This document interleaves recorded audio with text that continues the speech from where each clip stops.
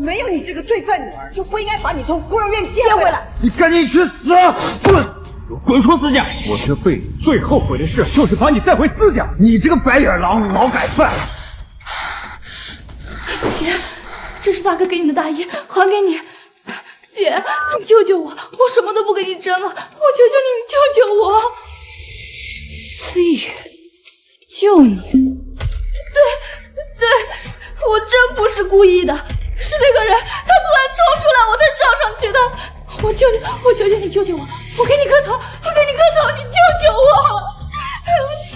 我这是重生了，重生在了5年前思义宇酒后超速肇事逃逸，我替他顶罪的那一年。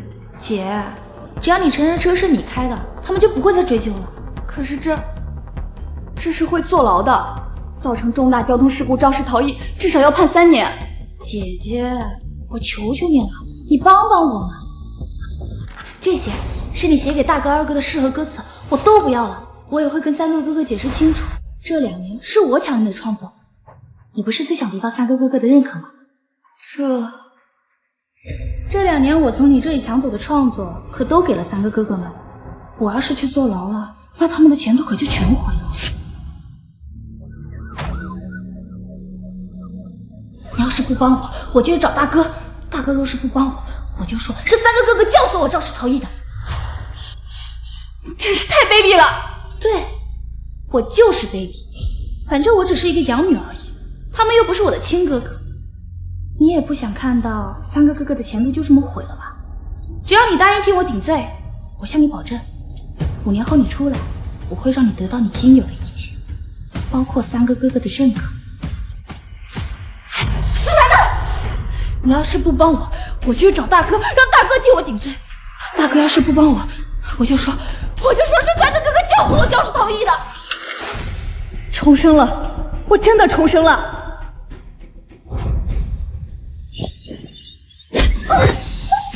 真是不要脸，真是不要脸啊！我就是不要脸，反正我只是个养女而已，他们又不是我的亲哥哥。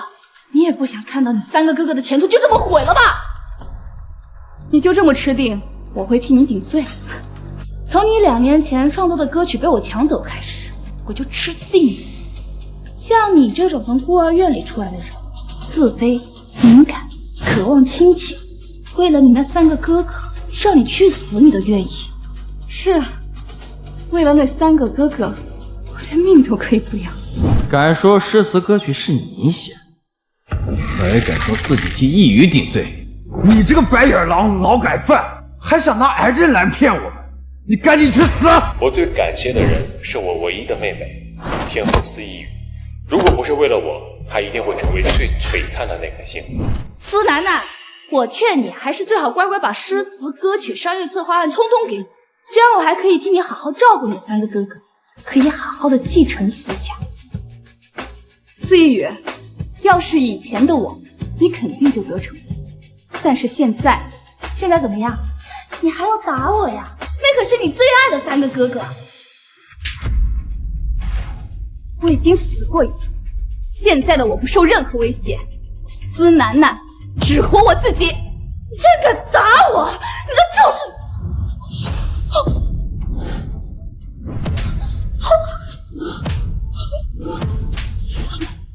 住手！竟然敢欺负一宇！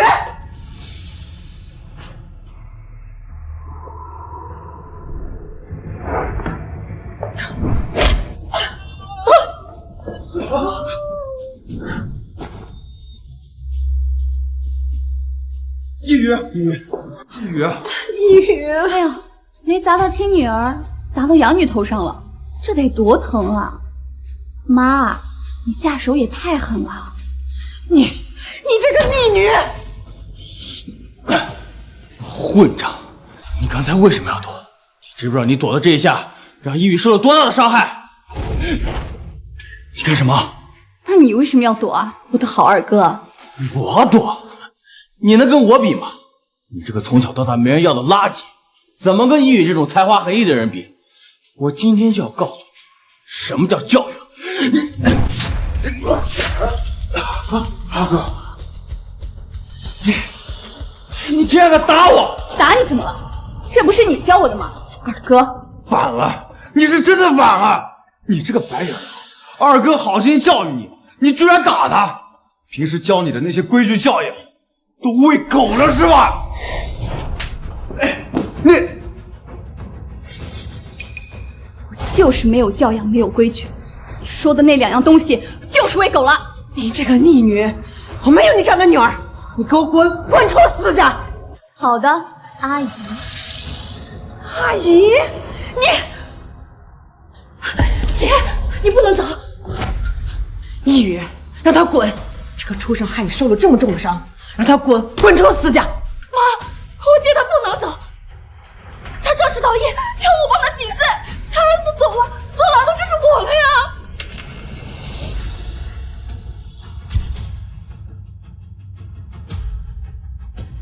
什么？死男的肇事逃逸让你顶罪？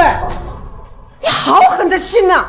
丧心病狂，简直是丧心病狂！我就知道让你这种人留在私家，就只会闯祸。外面这警笛声就是来抓你的吧？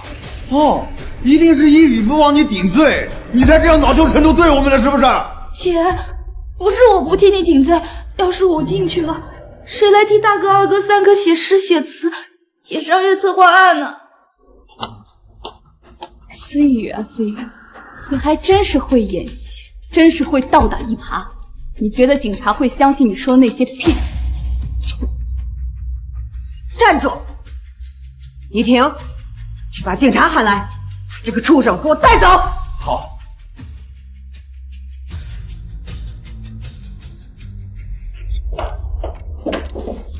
警察同志，逃犯就是他。你好，我是海城第5交通支队队长，现在正在调查一名肇事逃逸者，请你配合。把他抓起来，赶紧把他给抓起来！车牌号海 A56789，是你的车吗？我车速这么快，丢失的地方又没有监控，只要我咬死了是思南的，就没人证明是我。没错，是我们的车，是这个畜生偷偷开出去闯的祸。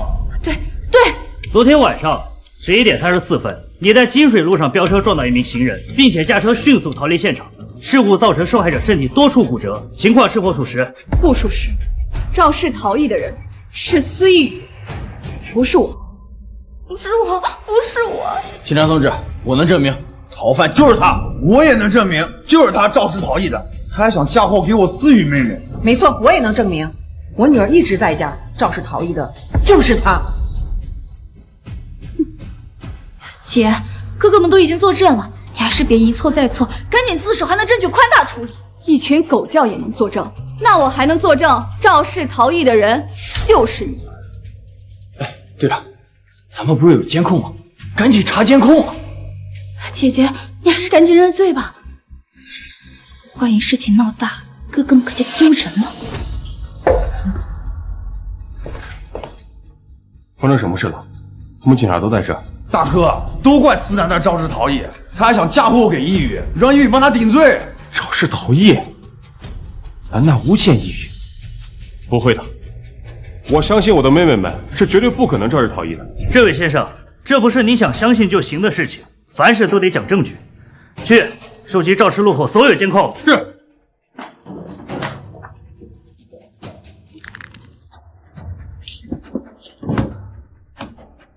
你们看，监控的确拍到了肇事车辆，但是由于肇事车辆车速过快，导致人脸太过模糊，根本看不清。这根本看不清到底是谁开的车。楠楠、一宇，你们俩跟大哥实话实说，到底是谁开的车？大哥，你这么看着我，是不是就认定开车的人是我？就是你思南呐，一宇是我看着长大的，从小有规矩懂教养，他怎么可能会肇事逃逸？既然你们都没人承认，那就全部带回去调查。带走！不要！大哥，救救我！救救我呀！等等，我能证明是谁开的车。大哥，这一世你又会选择怎么证明？楠楠，对不起，大哥不能为了保护你就去伤害一宇，你们俩都是我的妹妹。不过你放心，不管你坐牢几年，等你出来，大哥一定会加倍对你好。是吗？你就这么笃定坐牢的是我吗？司楠楠，你就不要再狡辩了。警官，司机身上穿的这件衣服是司楠楠21岁过生日的时候我送给他的生日礼物，所以肇事逃逸的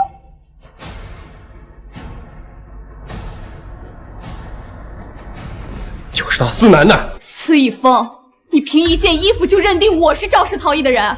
司楠楠，你还在狡辩。虽然结果我看不清你的脸，可那件衣服是我送给你的，你真是让我太失望。是啊，真是太失望。楠楠，是大哥没有教好你，你在里面要好好改造。大哥答应你是绝对不可能放弃你的，好吗，楠楠？不需要了。警察同志，从现场的刹车痕迹来看，你认为车主是个怎么样的人？肇事车辆车速起码190，在路上做了几个高难度的动作，撞上行人之后，原地旋转了180度，横向漂移，迅速逃离现场。我断定，他一定是一个专业赛车手。我如果记得没错的话，司一宇在出道之前就是赛车手。不是我。一宇是赛车手又怎么样？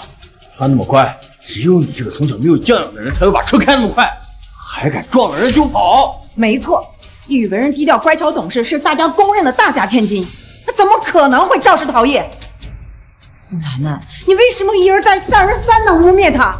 哥哥把你带回家6年，教了你6年的礼仪教养，你怎么变成现在这个样子？满口谎言，心思恶毒。我满口谎言，心思恶毒。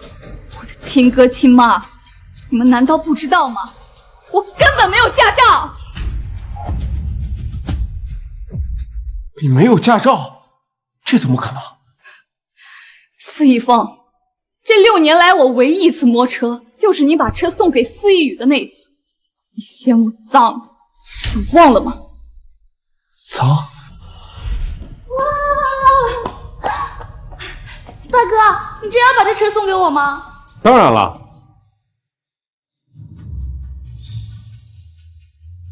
哇，真漂亮啊！好了，楠楠，别把车再给磨脏了。走，大哥带你兜风去。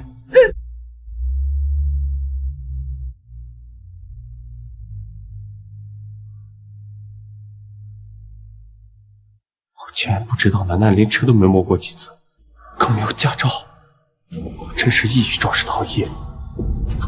是我错怪了楠楠。大哥，不是我，真不是我，会不会是他无证驾驶？那件衣服就是他穿的。司一峰，你怎么能不相信自己的妹妹？像她这么乖，怎么可能会肇事逃逸呢？没错，司楠楠就是个满嘴谎言、没有教养的人。大哥，你怎么会相信他而不相信一宇呢？楠楠，对不起，大哥没送你车是大哥的不对，可是那件衣服是我送给你的，所以你是无证驾驶了，是吗？就是为了宣泄我没送你车的不满。不满？我该有什么不满？你知不知道，那件衣服在送我的第一天起就被他抢走了？在你们眼里面，我就是没有教养、满嘴谎言的废物。所有的错都是我犯的，所有的罪都由我来扛。无论我说什么做什么，你们都不相信。你们对我的成见比天高比海深。可是你说一宇抢走了你的衣服，这么幼稚的事情，你让我怎么相信你？好了，技术部已经查到了肇事车辆所有行车轨迹，上个路口的监控已经调查出来了。小张，处理一下。不用查，是我。如果非要有一个人坐牢的话，还是我去吧。司楠楠，你要真要让一宇给你顶罪去，你怎么还不伏法？我怎么会有你这样的妹妹呢？一点担当都没有。司楠楠，你真是让我太失望。一宇，你不用去替他顶罪，大哥也不会让你受到一丁点的委屈。我今天必须让他受到应有的惩罚，他才知道悔过。给我查！大哥，一宇，你别说了，这件事情必须要查清楚、查明白，必须要让司楠楠伏法。给我查！查吧，查出真相，希望你们不要哭就好。就是这辆车，从东向西行驶。这也看不清楚啊！把刚才的画面重新放，速度放慢10倍。暂停，就是这个画面。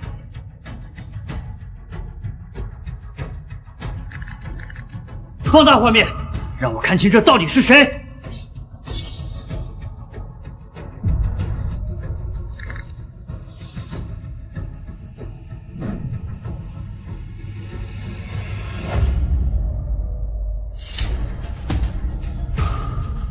怎么会这样？司楠楠，看你还有什么好狡辩的？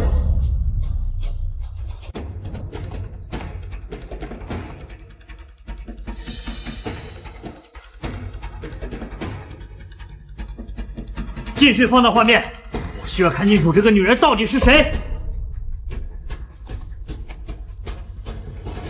这一定是司楠楠，不会出错的。证据即将水落石出，你还是赶紧承认吧。承认什么？在最终结果出来之前，任何言语都是多余的。结果就是你将被法律制裁，关进大牢。司楠楠，就没有一丝丝的悔意吗？这让我太失望。失望？你还是先看清楚上面的人是谁再失望吧。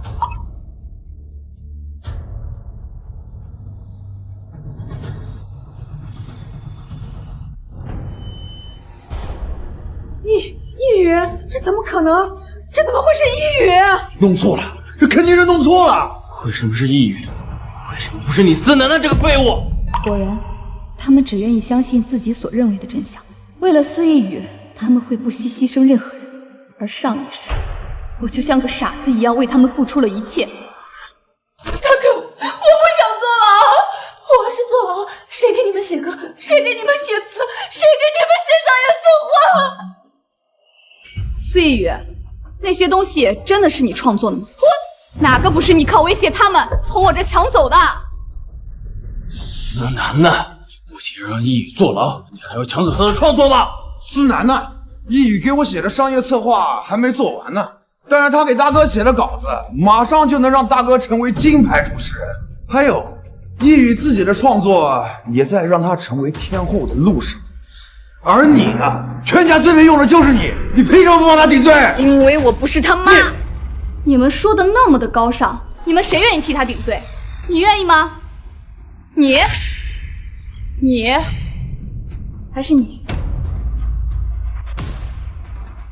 证据确凿，司易宇，你涉嫌肇事逃逸，我代表海城第5交通支队正式将你拘留，带走。不要，大哥，我都是为了你啊！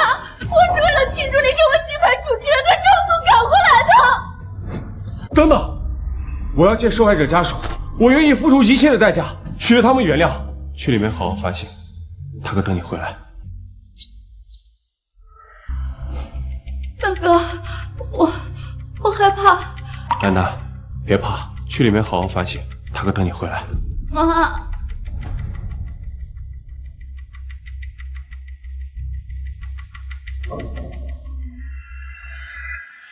带走。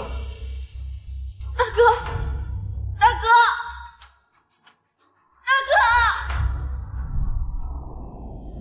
哥，对，只要不让易宇坐牢，让我们司家做什么都行。对，陈队长，我立马联系我们的父亲，筹集一切资金。我早该明白，就算大哥是真的关心我，但在我和司易宇之间，他依然会偏爱另一个。喂，好的。据反馈，目前受害者已无生命危险。如果你们可以达成和解的话，他还是能保住的。但如若达不成和解，我们会随时过来将他进行抓捕。我们走。易宇，快！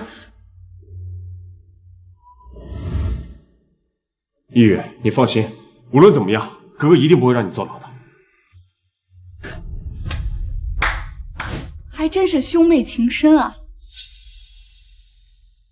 那我就祝愿你们一家人幸福安康，阖家欢乐。站住！你要去哪？你不觉得我在这个家很多余吗？妹妹，你有司意宇一个人就够了，而我狗都不如。楠楠，你怎么能这么想呢？你跟一宇都是我妹妹，我对你们都一样呀。司以峰，你说话真恶心。当我要去被抓走坐牢的时候，你是怎么说的？当司意宇要被抓走的时候，你又是怎么做的？楠楠，别怕，去里面好好反省。大哥等你回来。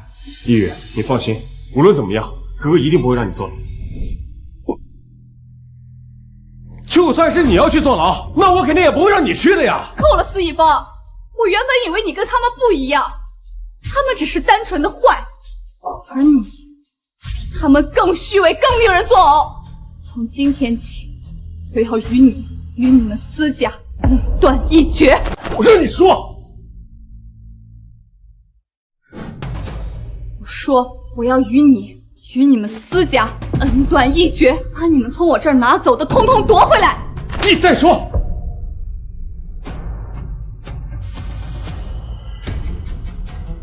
恩断义绝。上去再说，再说，再说。这第一巴掌，我当是还你当初的搭救之恩；这第二巴掌，这几年你没欺负过我，我忍了；第三巴掌，看在你关心过我的份上，我不计较；这后面几巴掌，就当是断了我们这几年的情分。现在亲情没了，情分断了，你还有什么资格打我？思楠呐，现在真的要断情分，跟我们彻底断亲是吗？这几年来，你真的就从来没有对我们产生过真感情是吗？是，我是冤枉了你，可我这也都是为你好啊！大哥是不想让你走弯路啊！可我这也都是为你好，是不想让你走弯路啊！又是为我好，让我背锅顶罪也是为我好，真是可笑。也对，谁让我是流浪在外，从小在孤儿院长大，没有教养的废物。你们知不知道，你们的偏见就像是一座大山，压得我的脊梁骨咯吱作响。可谁又会听一个废物喊疼呢？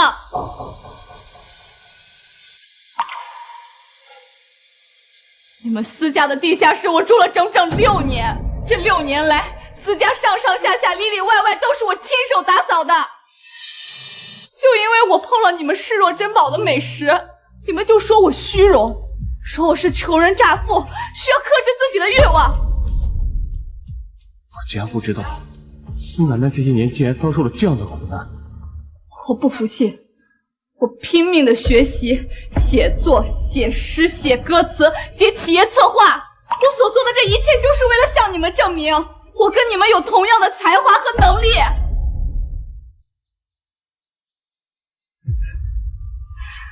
最后我还是错了，你竟然放任这个小人窃取我的成果。楠楠，你们不是不相信你们今天的成就都是因为我吗？你不是不相信你的诗词歌赋、演讲稿都是我写的吗？那好，从今往后，我就要在你们擅长的领域，把你们一个一个全部踩在脚底。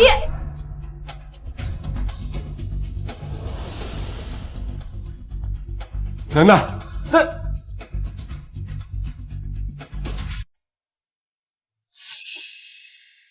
楠楠变成今天这个样子，难道真的不是因为我们对她的惩戒？哎，大哥，他还说所有的创作都是他写的，我看他就是为了引起我们所有人的关注，才故意整了这么一出。没错，他早就该滚出我们家了。让他出去吃点苦也好，这样才知道我们对他有多好。一定会找到他，教他做一个正直、善良的人。大哥说的对，我们还是赶紧把姐姐找回来吧，毕竟这一切都是因为我。易宇，这不能全部怪你，就先让他出去待几天，吃点苦头，这样他也能更好的意识到自己的问题。他不是说我们能有今天的成就全都靠他吗？他不是吹自己很会写诗创作吗？那行，我们就放手让他去做，有本事就尽管放马来打败我们啊！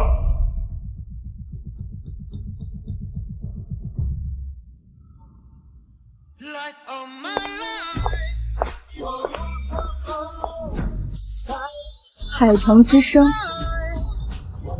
私家人不是骄傲吗？不是看不起我，那我就要在你们最骄傲的地方把你们打落神坛。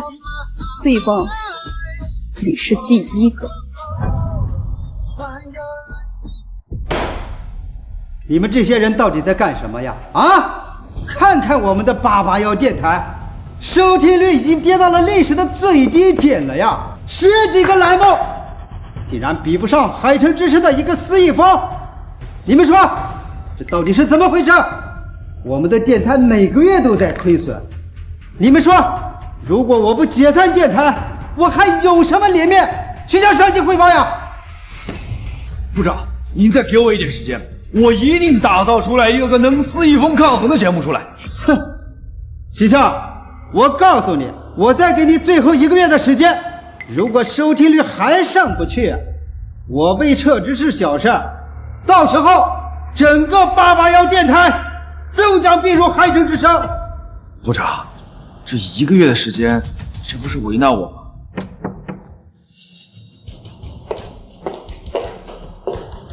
请问881电台现在还招聘主持人吗？能够打败海城之声司一峰的那种。就凭你，开什么玩笑？那可是集诗词嗓音全部点满天赋的金牌主持人。不试试看怎么知道呢？反正你们也快倒闭了，不是吗？部长，要不咱们试试呢？死马当做活马医嘛。混账话！谁是司马？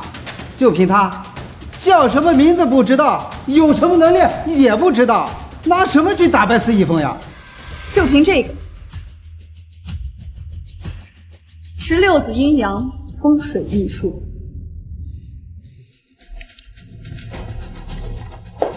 一峰，部长让你今天一定全力以赴，彻底压死881电台，完成对他们的并购。收到。欢迎收听海城之声，我是司一峰。我们终其一生所追求的幸福，不在过去，不在未来，而在当下。碗中餐，眼中情，身边人，三餐四季，家人闲坐，幸福安康，灯光可亲。司一峰，我当时写这些的时候，怎么就没有想到，你们根本就没有把我当成家人？疯了，我真是疯了呀！我居然相信一个素人在夜间黄金时段播出什么这个第365次日落，这可是881电台最后一块还算有点收视率的时间段呀！这要是出了点什么纰漏，等着吧，我直接被炒鱿鱼。哎呀，部长，你得这么想啊，早死晚死都是个死，你还不如让他司楠楠试一下，他就算是播成一坨便便，那还能在同一时间段恶心他海城之声一样，是吧？哎呀，这今天之后呀，电台就不存在了，也行啊，恶心他们一下也好呀。啊，开始播吧。哎，好，开始吧，司楠楠。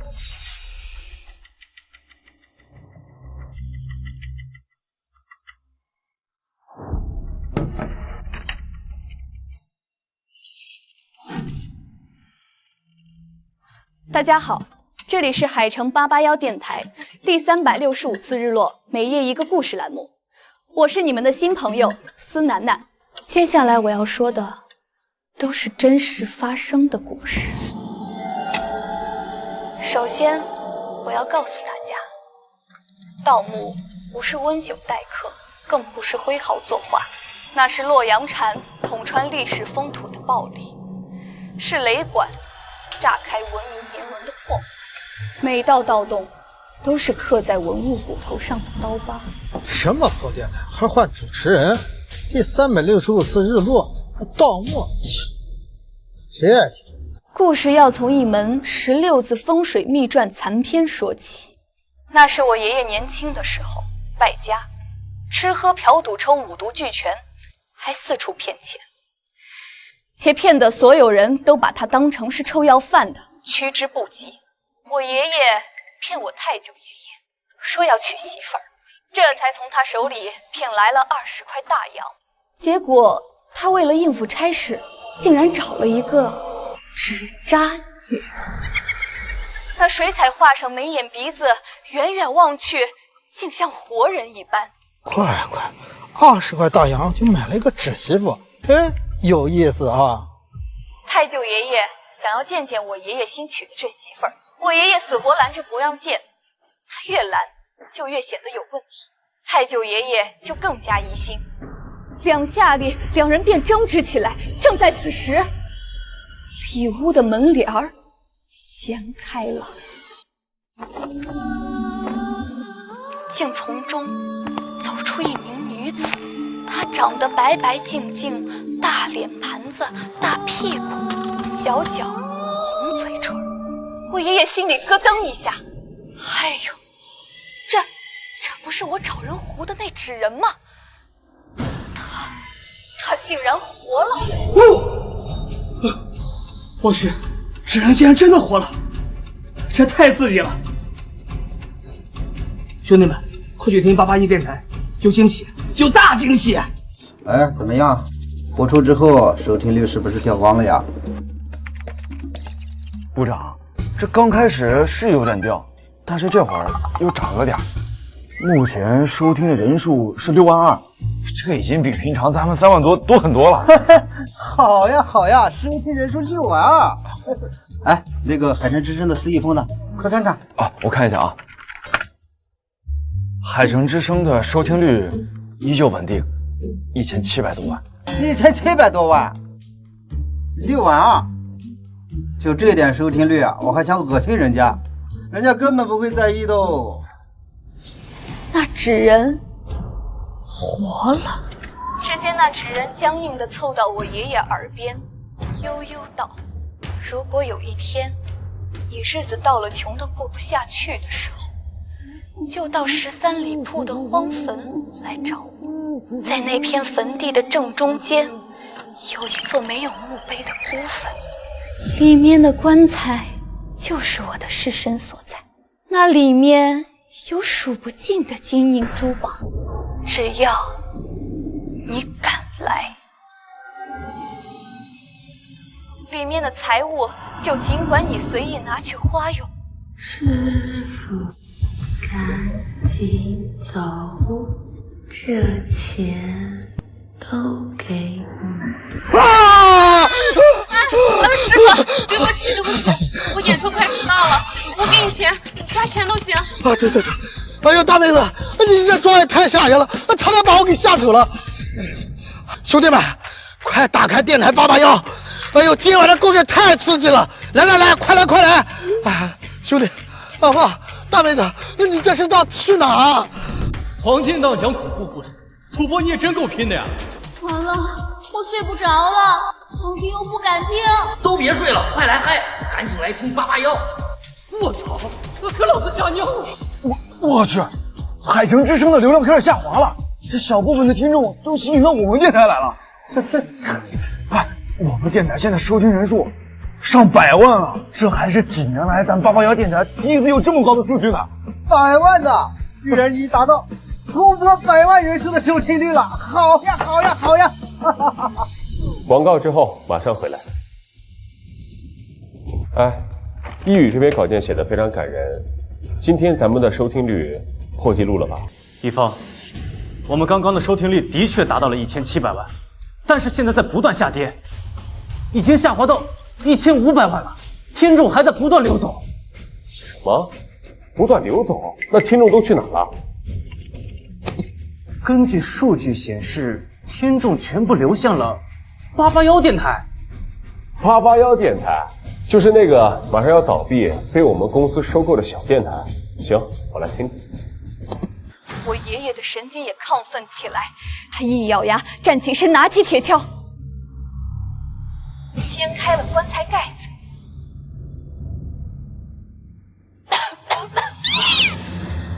只见棺材中赫然躺着一位美女，高鼻梁，大红嘴唇，洁白的脸庞，两边用胭脂点了2个大红点，凤冠霞帔，大红丝绸，穿吉祥袍的新娘子。这个人的播音功底太强了，绘声绘色，引人入胜。不过这声音有点耳熟呀。这881的新主播可以啊，这水平，这感染力，丝毫不亚于大哥嘛。这该不会是哪位隐藏的民间艺术家吧？诱人的闪烁着，他伸手想要去够那位女士身上佩戴的祖母绿宝石戒指，他刚要伸手，只见关中的新娘子突然手臂一翻，抓住了他的手腕。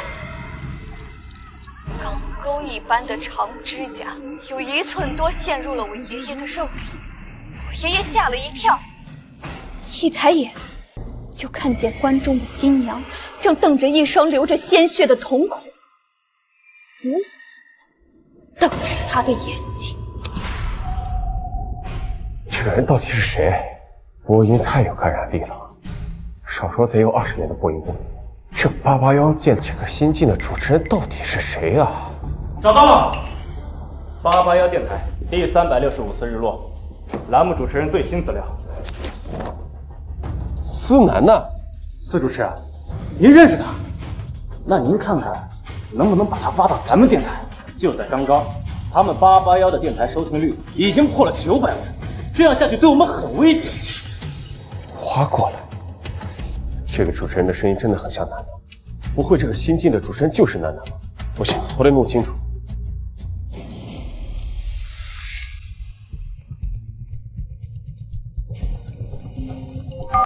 喂，大哥。司楠楠最近在干什么？我说你提那个废物干嘛呀？真晦气，晦气！要是没什么事儿，我就先挂了啊。我听电台节目呢，别打扰我啊。你也在听电台？对呀，大哥，这881的新主持讲故事能力太棒了，跌宕起伏的，真有2把刷子。你有没有觉得这个主持人的声音很像楠楠？谁？司楠楠？大哥，我说你也太看得起他了吧？那个废物怎么可能有这么强的讲故事能力啊？也是，或许是我最近太关心他了。哦，对了，伊利，你有时间去关注一下楠楠，打听一下他在哪，尽快把他带回家。好，行，知道了。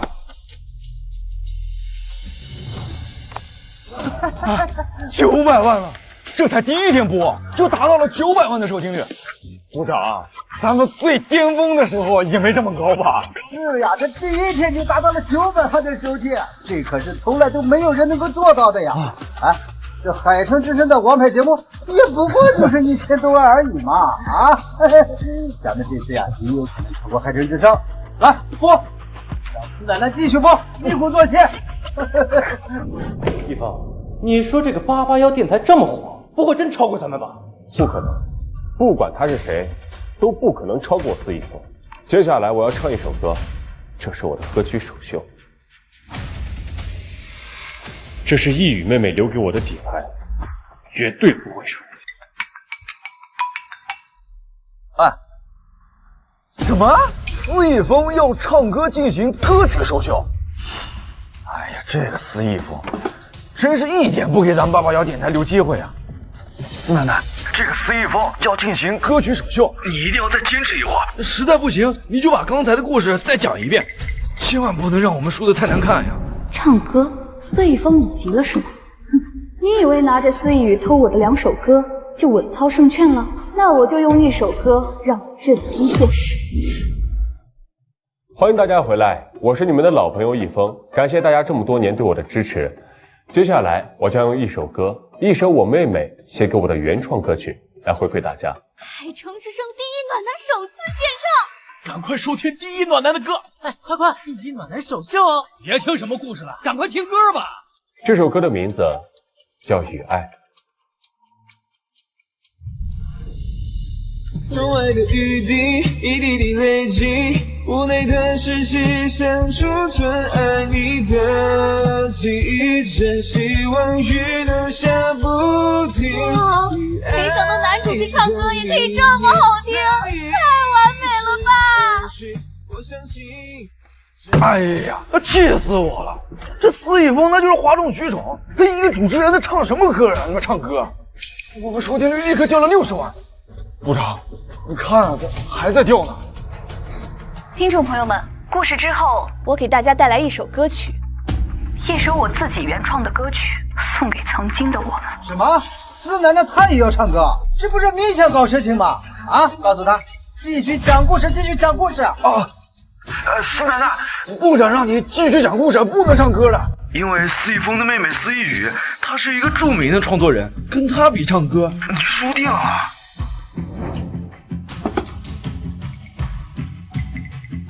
这首歌曲的名字叫做《淋雨一直走》。淋雨一直走，这什么破歌名字呀！啊，完了完了，这回要是能一猜怪呢，这下肯定是被海神之声给踩死了呀！淋着雨一直走，淋着雨我怎么走？不听了，换一个。人都应该有梦，有梦就别怕痛。听谁的命令？耳朵用来听自己的心里。淋雨一直走，是一颗宝石就该闪烁。人都应该有。唉，没当司机之前，我也是一个很有志气的青年呢。哼。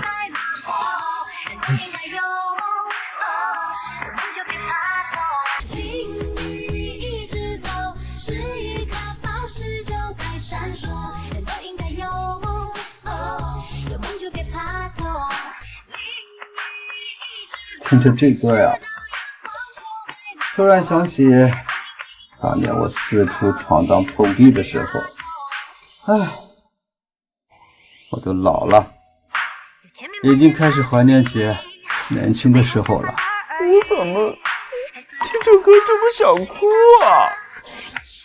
为什么呀？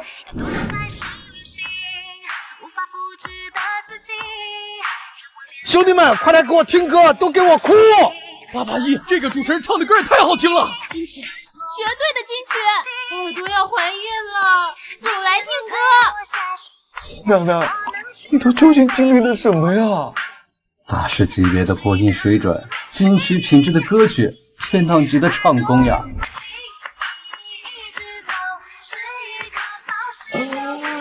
我的天，这881主持人也太优秀了，这歌唱的我都想哭了，这比大哥唱的还优秀啊！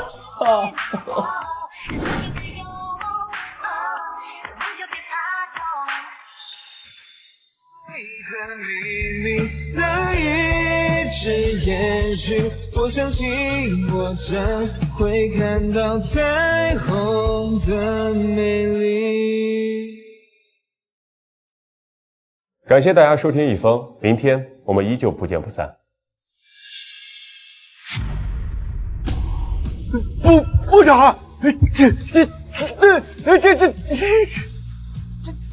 这什么呀？这多少呀？啊！我虽然不太懂音乐，但是我知道这首歌绝对是经典金曲的标准。我想这首歌的收听率应该不会太惨吧？部长，你看呀，你看，这，怎么样，吴汉？今天的收听率确实达到了历史新高，2800万，但是压不垮881。怎么可能？2800万的收听率压不垮一个小电台。他们收听率多少？2800万，竟然跟我们持平了。今天是持平了，但是对面只是一个毫无名气的新主持，今天的一炮而红，明天说的可能就是我们了。我没有看错吧？收听率竟然是2800万呀！这已经同海神之声持平了。我们跟海神之声打平了，全靠四奶奶。哎，四奶奶，四小姐，哎呦，你以后呀就是我们台的一姐，我们881电台的女神。你以后有什么要求，我们都满足你，答应你。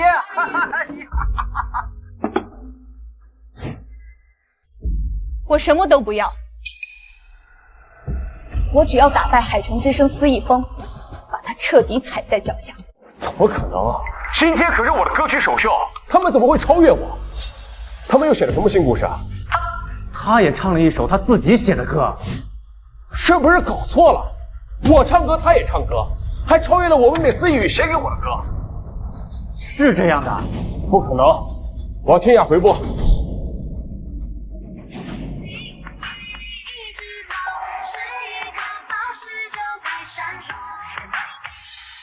是我说，这个歌无论是从品质还是唱功，都在我之上。今天是吃补了，明天怎么办呢？这个881电台的第365次日落的新主持人思楠呢，到底是何方神圣？思楠呐，为什么偏偏是这个名字？我的妹妹思楠呢，要是有这样的才华，我也不会这么担心她。思楠呐，你妹妹是思楠呐？我妹妹思楠呐，要是有这样的才华，做梦都能相信。不过，不管她是谁，都不可能打败我思逸。我妹妹思逸一定能写出超越第365次日落栏目的故事。881电台的思楠呐，不管你是谁，都不可能比我妹妹思逸更优秀。思逸峰，明天我便要在你最自诩不凡的领域，把你的骄傲连同地基一起掀翻，让你跌进自己曾经俯视的尘埃里。逸宇啊，你最近有没有创作出什么新的稿件可以供大哥使用啊？之前给你那些稿件这么快就用完了？你不是说要沉淀一段时间，更新一下节目质量吗？糟了，思楠楠之前写的那些东西几乎都被用光了，我上哪儿去给大哥写新的稿件？最近这个区级电台推出了一档名叫《第365次日落》的节目，这个节目的主持人，他无论是写故事、作词、作曲以及唱歌方面的能力都远超于我，光是今天的收听率就已经跟我持平了，很难说这以后会不会超过我。第365次日落，哎，这不是我们俩最近一直在听的节目吗？对，就是那个主持人啊，嗓音真的很有特色，写的稿子也很吸引人呐。哎，你们说这第365次日落的主持人究竟是何方神圣啊？怎么会有这么厉害的才华？说起来，这个主持人还跟楠楠同名。思楠楠同名？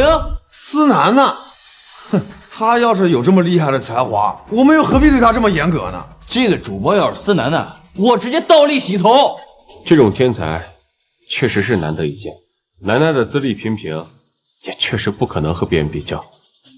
啊，对了，你最近有楠楠的下落吗？哎呀，大哥，你还真准备把他找回来啊？他在外面混不下去了，自然就会灰溜溜的跑回来的。不管怎么样，楠楠也是我们的亲妹妹，这些年她在外面受了不少苦，就算是她平时这行为有什么不规矩，缺乏教育，但只要她回来了，我都会好好教育她，怎么可能真的不管不顾呢？行啊，我给你把他找回来就是了。大哥，你还是先忙好自己电台的工作吧。逸宇，你之前提供的那些稿件，让大哥获得了金牌主持人的称号，那这次是不是也能帮大哥获得第一？大哥，我最近忙着写歌呢，真的没有时间。再说了，我也得有自己的生活嘛。逸宇，你以前可不是这样的，不管我以前稿件要的多急，无论什么时间你都会给我准备好。以前是有思楠楠那个白痴在，只要你们说要稿子，他就会不眠不休的给你们写。现在难道要我也做那个白痴？嘿，大哥，我有一个好主意，明天我去你们电台直播当嘉宾，这样不仅能宣传我的新歌，还能提升你们节目的收听率，这不是一个一举两得的好事吗？那真是太好了，明天我的节目一定会创造新的历史收听记录。思楠楠，我刚刚得到消息，思逸峰的电台要邀请天后思逸宇当嘉宾，说是要发表新歌。这下完了，这天后的粉丝那么多，而且她唱歌的效果肯定要比思逸峰的效果还要好。思逸宇要去海城之声唱歌，打败思逸峰可能是幸运，但那是思逸宇，那可是天后。比唱歌你是比不过的，但你可以继续讲恐怖故事呀，只要收听率别太低，别太难看就行。哎呀，这本来收听率昨天都持平了，我还想着今年能肯定超过思逸峰呢。思逸峰有这样的人脉，能够打败他，只能靠奇迹了。没想到能打败他们的那一天，竟然来得这么快。放心，今天我就让你们见证什么是奇迹。撑着油纸伞，独自彷徨在悠长、悠长又寂寥的雨巷。我希望逢着一个丁香一样结着愁怨的姑娘。她是由丁丁香一样的颜色，丁香一样的芬芳，丁香一样的忧愁，在雨中哀怨，哀怨又彷徨。欢迎收听《海城之声》，我是主持人司一峰。随着雨季即将画上句点，我特地为大家邀请了歌坛新晋的璀璨明珠天后司一语，她将为大家带来一首好听的歌曲《下雨天》。加油！哇，它是有丁香一样的颜色，丁香一样的芬芳，丁香一样的忧愁。司一峰不愧是天才主持人，快打开海城之声，真的叫一个美妙绝伦。全力支持一语女神，支持我们的歌坛新天后。大家好，我是苏楠楠，这里是第365次日落，今天依旧由我来为大家带来歌曲。来了，看看今天晚上主持人给我们带来什么样的歌曲。大哥和小妹的电台已经开播了，但是我又想听那个第365次日落，我想知道这个新人主播又有什么新花样。哎呀，好纠结，我到底应该先听哪一个？就是很难选嘛。小天后居然去了海城之声，听说她要唱新歌呢。大家快去呀！天后加油，女神加油！哎，怎么办啊？这电台的收听人数直线下降，都已经跌破600万了。听众朋友们都流向了海城之声，我们完了！玩什么玩？不可能！别急，给司楠楠一些时间。下雨天了怎么办？我好想你，我不敢打给你，我找不到原因。为什么失眠的声音变得好熟悉？什么的场景做你的代替，陪我听雨停。太好了，我们电台收听率直线飙升，突破1500万了，1600万了。果然，一语妹妹写歌写词的能力无人能及，这样好的歌也只有她能写出来。今天的收听率应该要破纪录了吧？接下来我将随机接听一位听众，根据他的故事现场创作一首原创歌曲。根据自己的故事写一首歌，真的假的？骗人的吧？不会是托？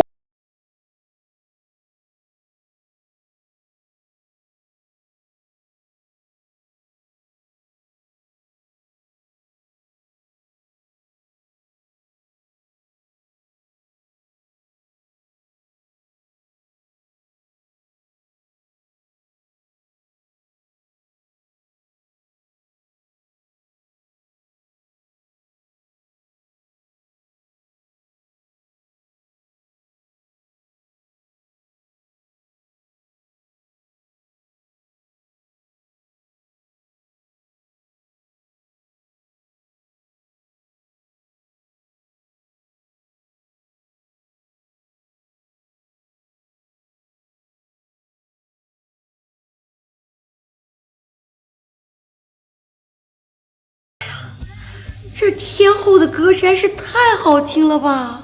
是啊，再搭配司一峰那成熟磁性的声音，搭配这夜晚的雨景，呀，实在是太雅了。没错，这一语天后的嗓音啊，实在是太好听了。下雨天真的太好听了吧，不愧是一语天后呢。现在听众反馈非常好。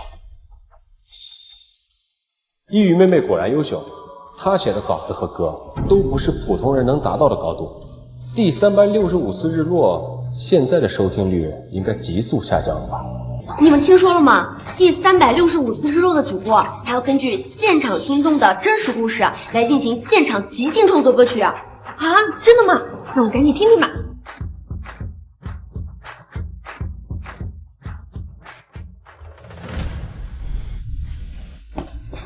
要不我们听听365次日落的节目？但是我只是想了解一下情况，打探一下敌情嘛。好吧，我同意。好的，接下来我们来接听第一位打进电话的听众。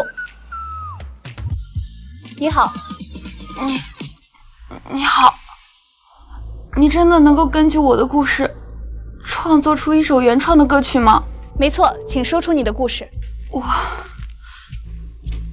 我是一个小三。啊！哇塞，这个劲爆！小三，这也太炸裂了吧！我知道他有老婆，还有一双儿女。我就是大家口中那个不要脸的小三，贱人。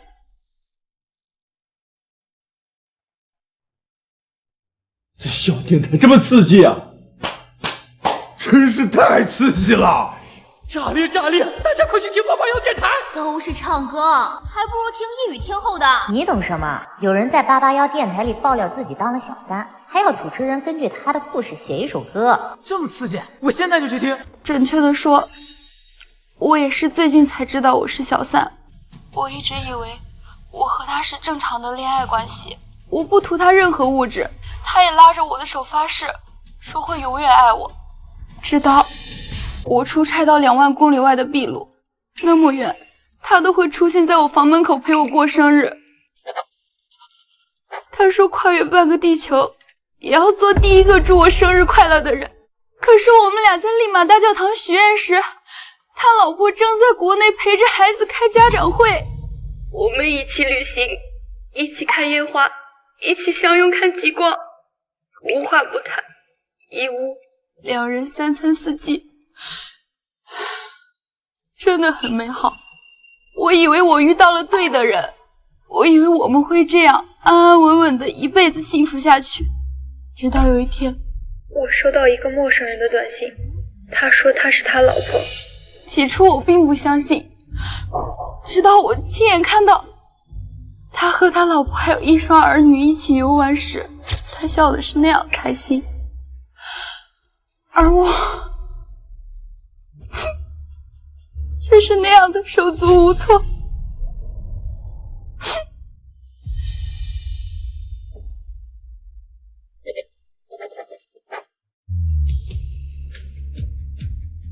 观众朋友们都在持续的进入，这故事太炸裂了，听众朋友们都被吸引进来了。我和他对峙，昔日相爱的恋人反目成仇，陷入争吵。我和他提了分手，可是当他淋了1雨，出现在我家门口跪下祈求我原谅的时候，我又心软了。他说再给他一次机会，他马上离婚。可是当我妈生病时，他却说手头紧，转头给他老婆买了最新款的包。我是不是像个傻子？主持人，我真的不知道该怎么办才好了。你真的能够根据我的故事创作出一首歌吗？我天，这太刺激了！哎，你说这个主播能根据这个故事写首歌吗？啊，不可能！怎么可能这么一会儿就即兴创作出一首歌？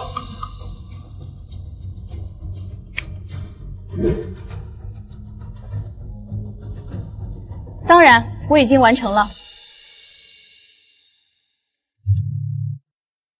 这首歌叫我怀念的，希望这首歌能为你带来安慰。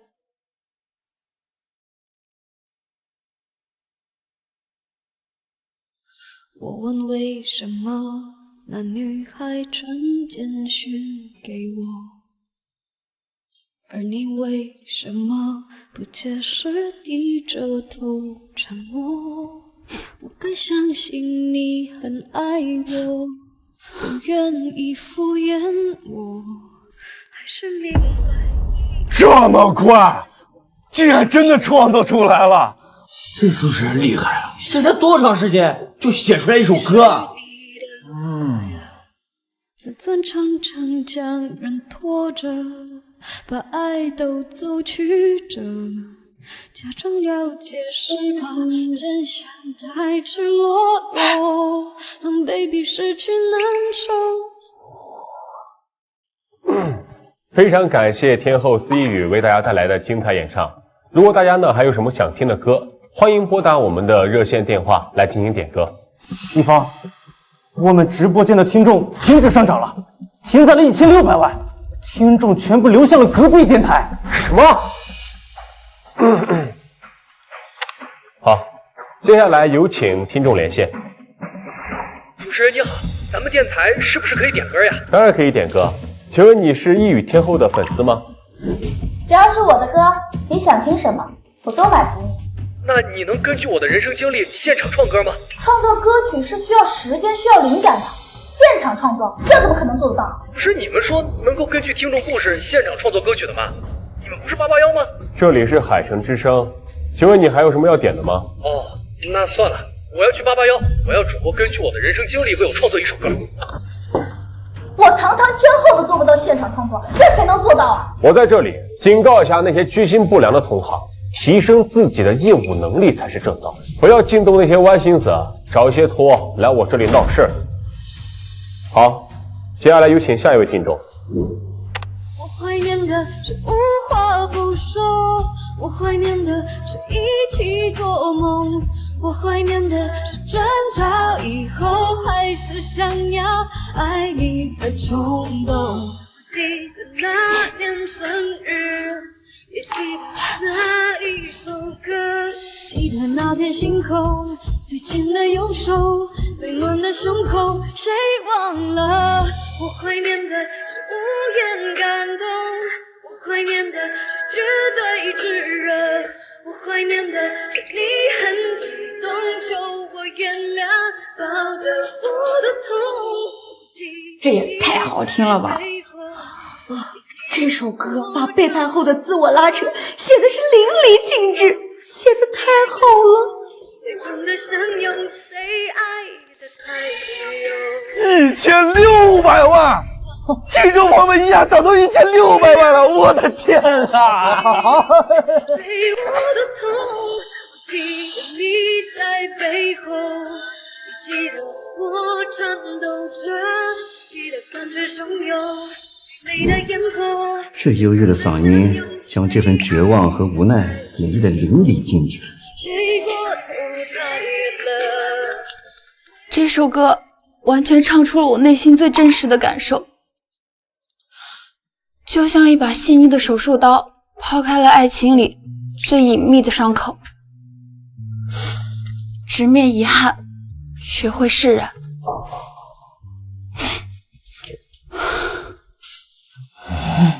我本来以为在这么短的时间，他只能写出一首普通的歌，但没想到他又写出来一首金曲。那这说不定他比一语还厉害。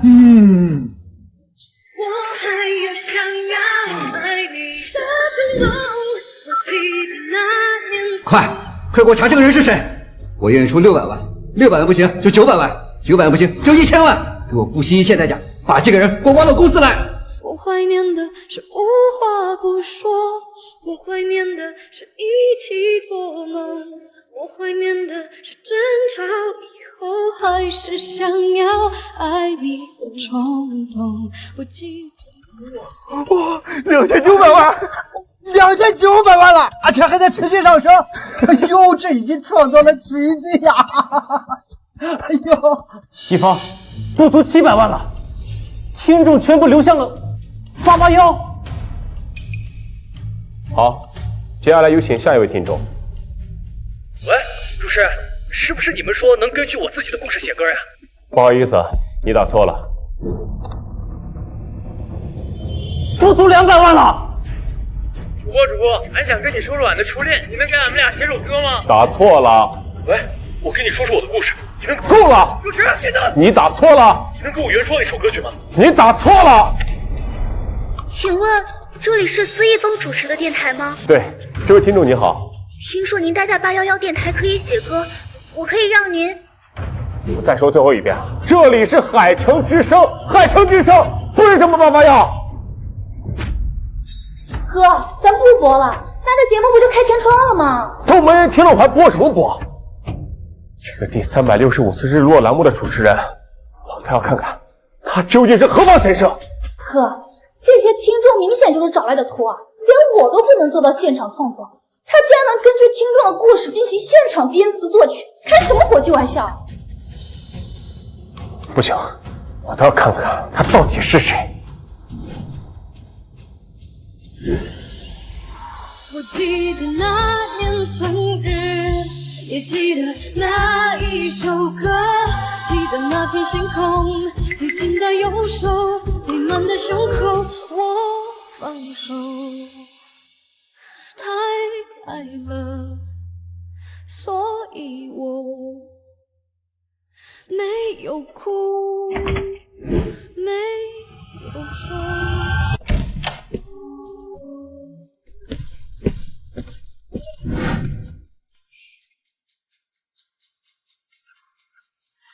这位听众，你觉得怎么样？太好听了，这首歌完全唱出了我心中最真实的感受。你喜欢就好。接下来我们来接听下一位听众。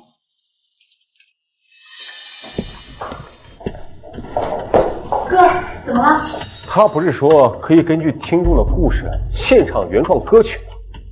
我这就打给他。没错，这8成就是他们电视台做的局。这种人必须要到前面里面发给他。你好，这位听众。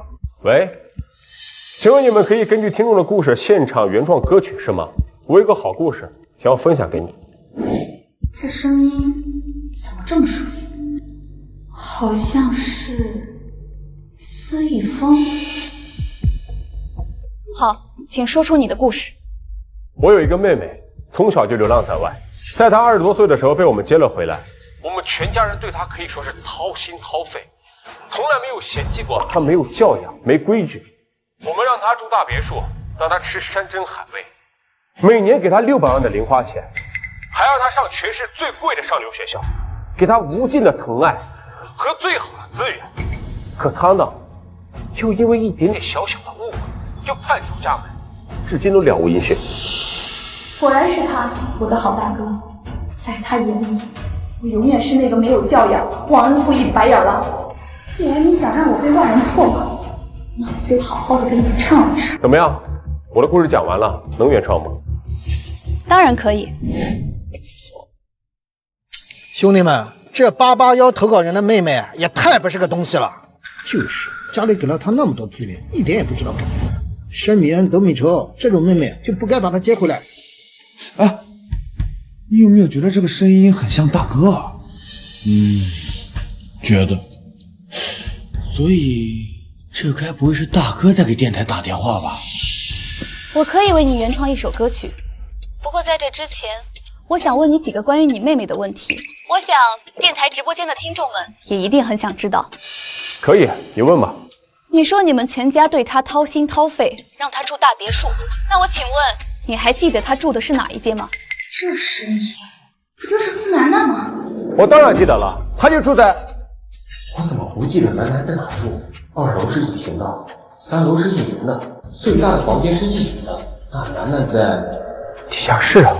哦，原来你说的大别墅就是地下室啊。这穷人乍富，难免会骄奢淫欲。我这么做也是为了让她规范自己的行为，才让她住地下室，临时过渡的。我这么做都是为了她好。谁会在地下室住这么些年？那我请问，你说的每年600万零花钱有转账记录吗？你说的无尽的资源和宠爱，请问你能举个例子吗？为什么？为什么我竟然什么都想不起来？这投稿人在说谎吧？这家人太不是东西了，在节目上还胡说八道。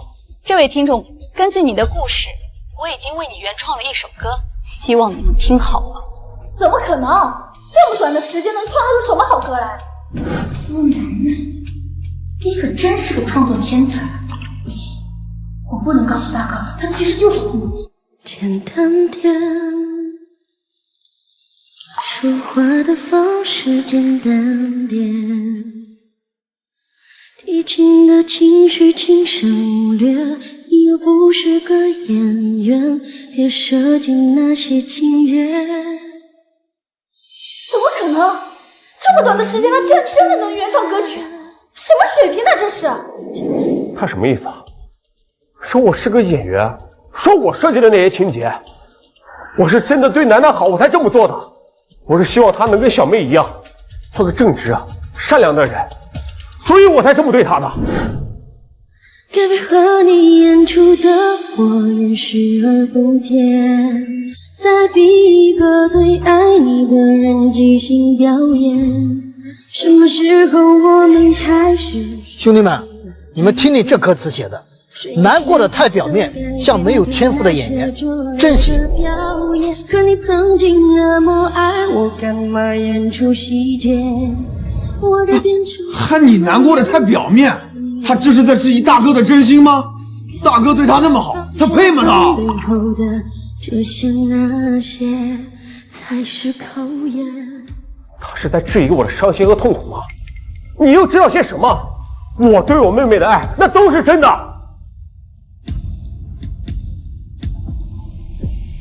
爽了，就应该狠狠打他的脸，这算什么哥哥吗？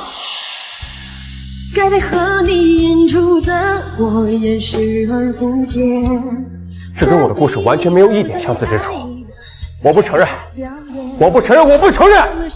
只是在说我演戏，说我没有底线吗？可是楠楠，我的妹妹她也是这么想我的吗？可我这都是爱她才这么做的呀。可你曾经那么爱我，干嘛演出细节？我该变成什么样子才能配合出演？哎，对呀，这个人要是真爱他妹妹，怎么可能在节目里面这么抹黑他呢？我看那个妹妹才是最可怜的，被带回家那么多年还这样子对她，真的应该早点和那家人分开。其实感情最怕的就是他这是在说我们假惺惺，说我们装模作样。哭不出了，是否还值得？涨了，涨了，部长，你快看，快看，好，好。说我剪掉这些情节，让你看上去体面，他是在说我胡编乱造，恶意抹黑楠楠。你凭什么质疑我对我妹妹的爱？我这么做，那都是因为我爱她，所以我才会这么严厉的对她，才会屡次纠正她犯的错误。这一切都源自于我对她的爱。我就不信，这个世界上还有这么不识好的人，这钱和资源都不要，执意要回贫民窟，那肯定是做了对不起人家的事了。造谣，造谣！这跟我讲的故事完全都不符，我不认，我不认！我对妹妹这么好，她不可能会质疑我们之间的感情。我要去找这个主持人当面说清楚。思雨，你跟我一起去，我们找他当面说清楚。哎，大哥，我突然想起来，我明天早上还要跟时代嘉兴娱乐签约呢，我先走了。行，我自己去找他。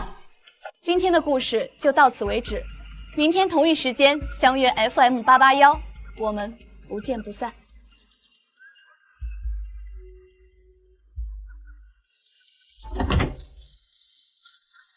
司楠楠，4000万，我们最高时段的收听率已经达到了4000万！天哪，你创造了历史，太牛了！不负众望。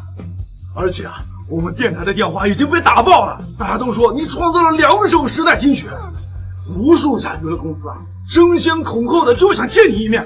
而且我跟你说，你的签约费已经达到了惊人的5000万天价。是吗？现在司艺峰恐怕已经尝到了失败的滋味，3首金曲估计也能撼动司艺宇的地位。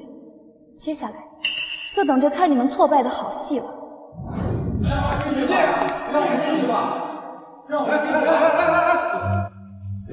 让开！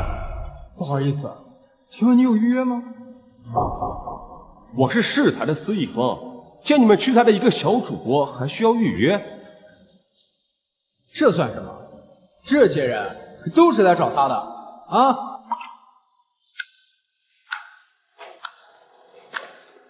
怎么样，和那个电台主播司楠楠签约成功了吗？什么？5000万都搞不定，气死我了！老总，这是咱们公司今天签约的新晋天后司艺宇的详细资料。什么破天后，什么司艺宇，我只要司楠楠，给我滚！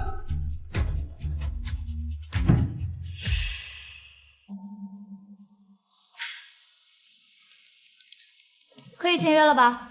四小姐，签约可能要延后了。什么？不是你们时代嘉兴叫我来签约的吗？我可是堂堂天后。张大顺，张总呢？张总有急事儿，所以司小姐，您还是先回去吧。张主管，可以麻烦您告诉我到底发生了什么事吗？你还不知道吧？881电台的新主持人，2天原创了3首歌曲，我们张总愿意出5000万的高价，发了疯似的非要签他，可是人家压根就不同意。就是他。怎么，司小姐难道认识他？不妨引荐一下。不认识。好吧，那司小姐，我还有事先走，您请便。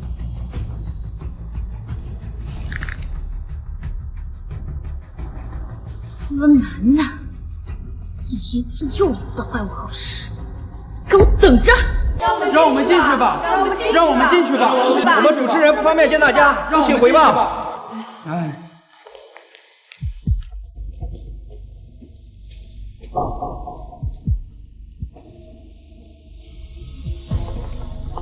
哎呀，楠楠，你可真是我们881的骄傲呀！部长，您说笑了。楠楠，我还有好多问题想要请教你呢。嘘，楠楠都忙活了一晚上了，你呀闭嘴，让你好好的休息一下啊。切！楠楠，真的是你？你不会在这个小电台打工吧？没错，我就是在这个小电台工作。还好大哥先找到了你，等一会儿跟我回家。大哥之前确实是对你有点误会，不过那都是因为爱你才对你这么严厉的。爱我？你眼里心里只有你那个养女妹妹吧？楠楠，到底大哥要怎么做你才能明白我的用心呢？我之所以这么对你，那都是为了培养你。算了，我们不在这解释。你们台里那档第365次日落节目的主持人呢？我要见他。我就是电台主持人，有什么话说吧。别闹了，楠楠，不是大哥不相信你，你懂创作吗？你之前偷了一宇的那些创作，我就不说什么了，你怎么还能撒谎骗大哥呢？果然，我说什么你都不会相信，你只会相信一个与你毫无血缘关系的养女。那个主持人连续创作出2首金曲，还在那么短的时间创造了新的历史收听记录，还写了那么优秀的故事。以他的实力，就算是一宇来了，都得自愧不如。你怎么还能屡次撒谎骗大哥呢？就连我一个不懂作词作曲的都相信他的实力，你作为他亲哥竟然不相信他？果然呢，人心中的成见是一座大山，就算楠楠跟你说实话，你也不相信。我是881电台的部长，我可以作证，司楠楠她就是第365次日落栏目的主持人。真的是你写出了那么优秀的故事，还在这么短的时间连续创造了金曲。你有这个实力，为什么不早点跟大哥说呢？我刚刚说了，你信了吗？是我之前忽略了你。楠楠，为了你的职业发展考虑，你以后啊就别在这干了，跟大哥回家。你以后就给大哥写词写歌，大哥保证你以后会像一宇一样优秀。别跟我提那个养女。楠楠，你怎么能对一宇成见这么大呢？我成见大，他偷我创作的时候你怎么不说？他天天欺负我的时候你又在干什么？你是说一宇的那些创作都是偷你的？那不然呢？我的好大哥。那是哥错了，哥真的错了，哥以后会好好对你，之前亏欠你的那些，我都会去尽力弥补你。那你听话，跟大哥回家好吗？没用的时候把我一脚踢开，现在我有用了又求我回去，别做梦了。你别忘了，当初是你自己说你只有一宇这一个妹妹，而我永远是司家的一个屋顶。竟然把楠楠这么一个天才给拒之门外，你们司家还真是有眼无珠。我们881不欢迎你，还！楠楠，楠楠，你听，楠楠，你听大哥解释。你放开我大哥！司楠楠，你就这么欺负大哥是吧？你给我滚回家去！你让我回去我就回去，你别忘了，我早就说过，我与你们司家已经彻底恩断义绝。楠楠，之前是哥哥们错了，是我们没有在乎你，没有考虑过你的感受。我保证，以后哥哥们都会加倍对你好的。跟我们回家吧。大哥，你在说什么呀？他都这么欺负你了，你还帮他说话？给我闭嘴！楠楠再怎么说也是我们的亲妹妹，你们怎么能这么对她？我不认可，我只有一语一个妹妹。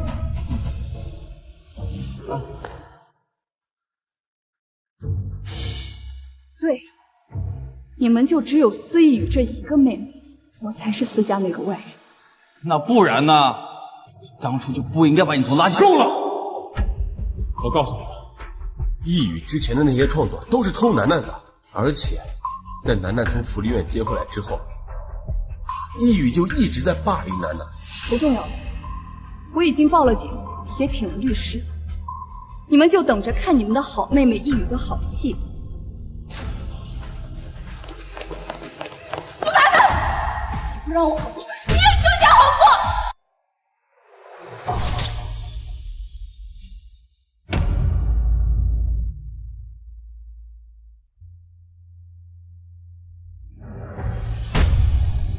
大哥，大哥，大哥！楠楠，没事的，有大哥在，大哥一定能保护好你。是他，是司楠楠逼我的，是他逼我的！司一语，你涉嫌故意伤人，我现在依法逮捕你，带走。司楠楠，我不会放过你的，狗等着！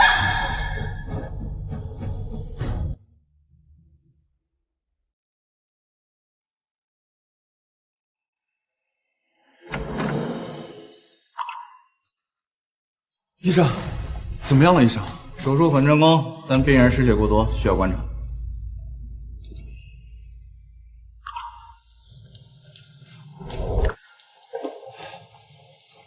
楠楠，对不起，小妹，对不起啊，是我们之前太混蛋了。让开。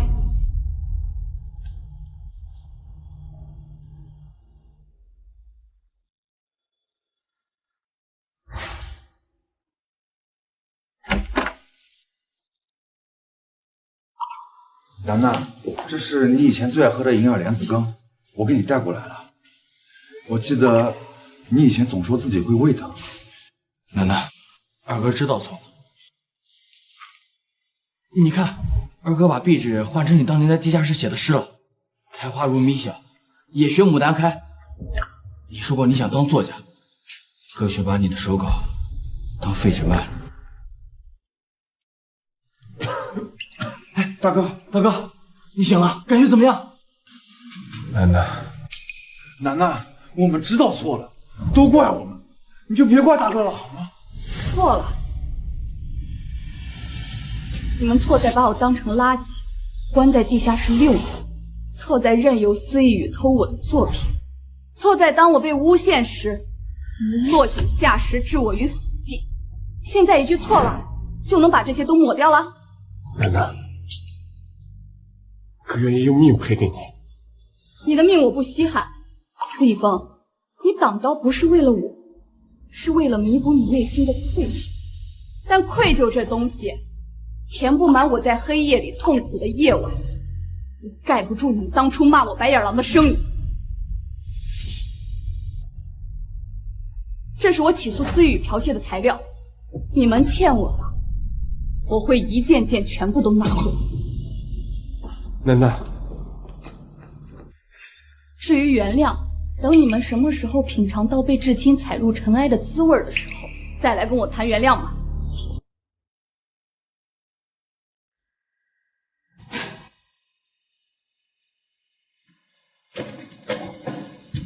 你来干什么？你的减刑材料里面缺了一份受害者谅解书，想要吗？刀窟号假慈悲。司楠楠，是你毁了我的一切，你的人生。这是你18岁偷我雨夜寄北的初稿，扉页上还有你模仿我笔记写的批注。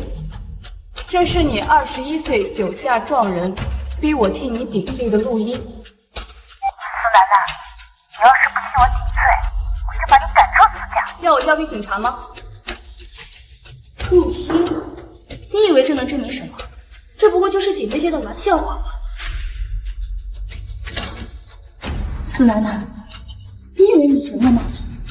你现在所拥有的一切都是从我这里偷来的，是你偷走了我的人生。自从你被顾二人接回来那一天，就像一条毒蛇一样盯着司家的一切，我根本就不在乎。我来就是要告诉你，监狱里的墙比司家地下室的墙更厚。